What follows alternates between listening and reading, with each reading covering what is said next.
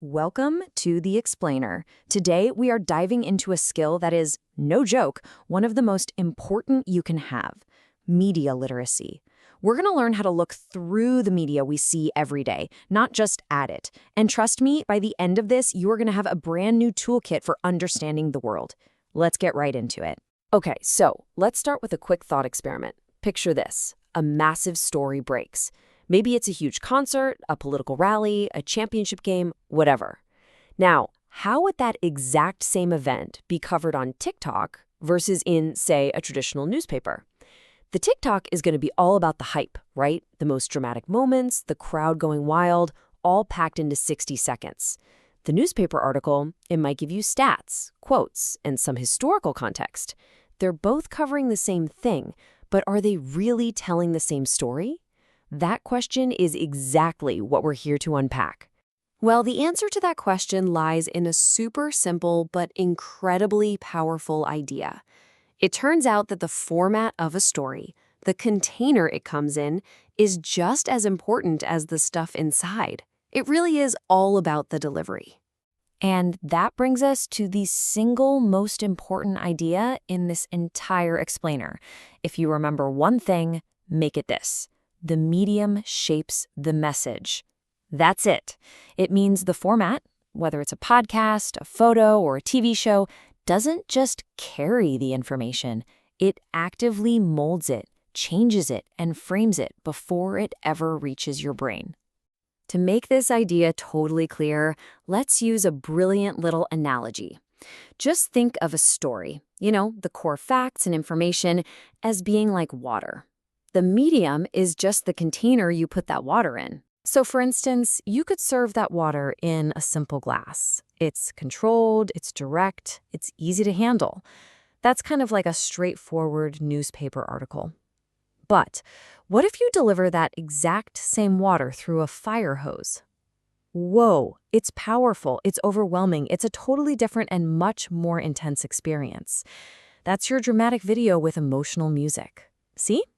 The water, the story, is the same, but the container completely changes how you experience it. Okay, so if every medium is a different container, how do we get good at spotting them and understanding what they do? Well, we need the right tools. Think of it as getting our very own media decoder ring, and it all starts with 3 key terms that unlock everything else. First up is that word we've been using a lot: medium. This is simply the container. It's the format the message is delivered in.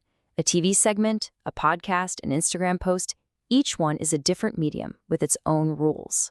Next up, we have perspective. This is the specific angle the creator chooses to tell the story from. The perfect analogy for this is a sports game. If you're sitting on the 50-yard line, you see the whole field, the strategy, the big picture. But if you're sitting in the end zone, you get that up-close, dramatic view of the touchdown, but you totally miss what's happening elsewhere. Same game, but your perspective gives you a completely different experience. And our third key term is bias. Now, this is a tendency to present something in an unbalanced way, favoring one side over another. What's so crucial to remember here is that bias isn't always some evil plan. A lot of the time, it's not even intentional.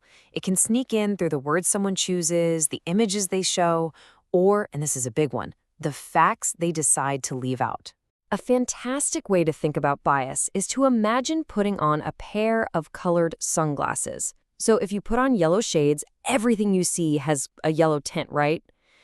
The glasses don't change what's actually in front of you. The facts are still the facts, but they absolutely color how you perceive them. That is exactly what bias does. Okay, I know what you might be thinking right now.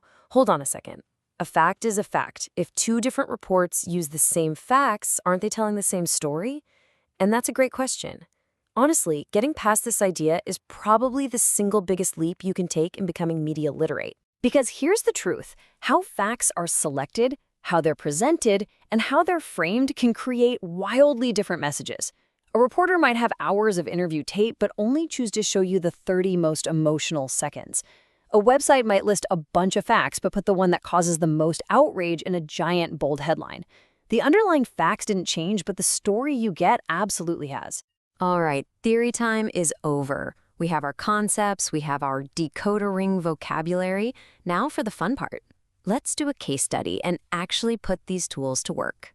So let's imagine we're looking at a news article and a video report covering the exact same event. You'd start with the basics. Who made this? When? Then you compare the actual content. What facts are in the article that aren't in the video, and vice versa. But the real detective work is analyzing the medium-specific stuff. For the article, what's the headline doing? For the video, what is the music choice making you feel? How does the narrator's tone of voice affect things? This is how you start to see the construction behind the story. And when you do this kind of side-by-side comparison, a really clear pattern usually shows up. The written article will often give you more of that deep dive stuff, more data, more background, more context. The video report, on the other hand, is built to connect with you emotionally. It focuses on the faces, the powerful images, the raw human reactions. And this happens because each medium has its own special toolkit for shaping the message. An article uses things like bold headlines, pull quotes, and photo captions to direct your attention. In a video, you've got to analyze the sound, the music, the tone of voice, and the visuals, like whether they use an intense close-up shot or a big, wide, establishing shot. Once you start spotting these techniques, you can't unsee them. It's like you've just been handed a new lens to view the world with, one that lets you see right through the surface and into the mechanics of how a story is built. And the best part is, you can use this process on anything. It really just comes down to these 4 steps. 1. Identify the medium. Is it a tweet, a documentary? 2. Analyze its unique elements, the sound, the text, the visuals. 3. Compare what content it chooses to focus on. And 4, and this is the big one, reflect on the impact it had on you. How did it make you feel? By understanding this core idea, that the medium shapes the message, you're no longer just a passive consumer of information. You're an active, critical analyst. So, I'll just leave you with this question to think about. Armed with these new tools, how will this change the way you see, read, and watch the world tomorrow?